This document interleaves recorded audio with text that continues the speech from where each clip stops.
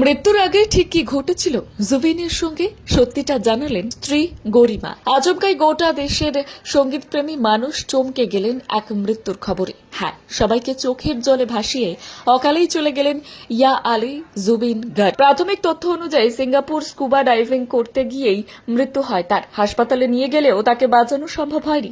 আর এবার জুবিনের স্ত্রী জানিয়ে দিলেন মৃত্যুর আগে ঠিক ঘটেছিল জুবিনের সঙ্গে। কি বললেন জুবিনের স্ত্রী ফ্যাশন ডিজাইনার গরিমা? এক সংবাদ মাধ্যমে প্রতিক্রিয়া দিতে গিয়ে গরিমা জানান, রবিবারই সিঙ্গাপুর থেকে ফেরার কথা ছিল জুবিনের, কিন্তু তা আর হলো না, ওকে হারালাম। জুবিনের স্ত্রী আরও জানালেন, স্কুবা করতে গিয়ে ওর মৃত্যু হয়নি। ওর সময় জুবিনের সঙ্গে আরও দুইজন ছিল, সিদ্ধার্থ এবং শেখর। ওরা তিনজন একসঙ্গে স্কুবা করছিল। ওরা প্রথমে দ্বীপে ফিরে আসে, কিন্তু জুবিন আবার সমুদ্রের জলে সাঁতার কাটতে যায়। সমুদ্রের জলেই হঠাৎ অচেতন অবস্থায় পাওয়া যায় জুবিনকে। জুবিনের স্ত্রী গরিমা জানান, বহু বছর আগে মৃগীর সমস্যায় ভুগছিলেন জুবিন। সেই সময়েও মৃগীর সমস্যা দেখা গিয়েছিল।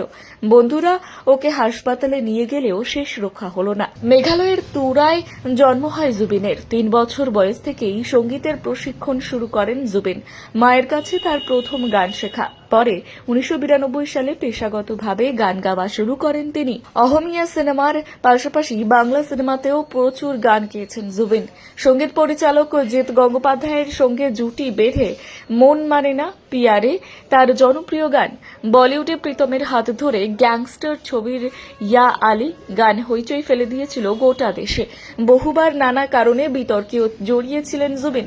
নেশাগ্রস্ত হয়ে মঞ্চে গান গাওয়ার কারণেও বহুবার বিপাকেও পড়েছিলেন গায়ক। দারুণ শিল্পী হয়ে অনেকেই মনে করতেন জুবিনের অনিয়ন্ত্রিত জীবনযাপন তাকে ঠেলে দিচ্ছিল অন্ধকারে। 4th north east India festival অংশগ্রহণ করতে সিঙ্গাপুর গেছিলেন জুবিন। 20 এবং 21 সেপ্টেম্বর এই উৎসব মঞ্চে ওঠার কথা ছিল তার, কিন্তু শো করার আগেই ঘটে যায় মর্মান্তিক দুর্ঘটনা। স্কুবা ডাইভিং করতে গিয়ে মৃত্যুর কোলে ঢলে পড়লেন তিনি। এই অনুষ্ঠানের আয়োজক দলের প্রতিনিধি অনুজ কুমার বড়ুয়া সর্বভারতীয় এক সংবাদ মাধ্যমকে জানান, ডাইভিং চলাকালীন হঠাৎ শ্বাসকষ্ট শুরু হয়েছিল জুবিনের বলে জানতে পারেন তারা। তবে সঙ্গে সঙ্গেই তাকে সিপিআর দেওয়া হয় এবং দ্রুত সিঙ্গাপুর জেনারেল হাসপাতালে নিয়ে যাওয়া হয় বলেই জানিয়েছেন তিনি, কিন্তু শেষ রক্ষা হয়নি। হাসপাতালে আইসিইউতে চিকিৎসাধীন থাকাকালীন মৃত্যু হয় ইয়া আলী খ্যাত গায়কের।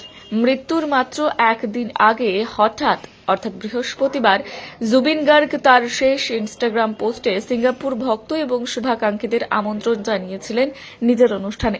লেখেন, সবাই আসুন এবং আমাদের সমর্থন করুন, চিয়ার্স। এই পোস্টের 24 ঘন্টার পর তিনি যে নেই এটা কেউ যেন বিশ্বাসই করতে পারছেন না। আকস্মিক ঘটনার খবরে তার অসংখ্য অনুরাগী এবং ভক্তরা ভেঙে পড়েছেন।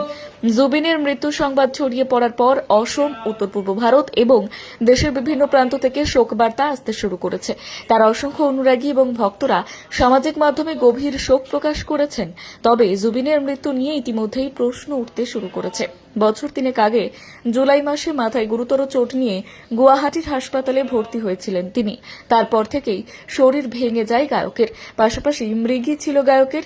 এই শারীরিক অবস্থায় তিনি কি করে স্কুবা ডাইভিং করার অনুমতি বা সুযোগ পেলেন তাই অনেকের মাথায় আসছে না।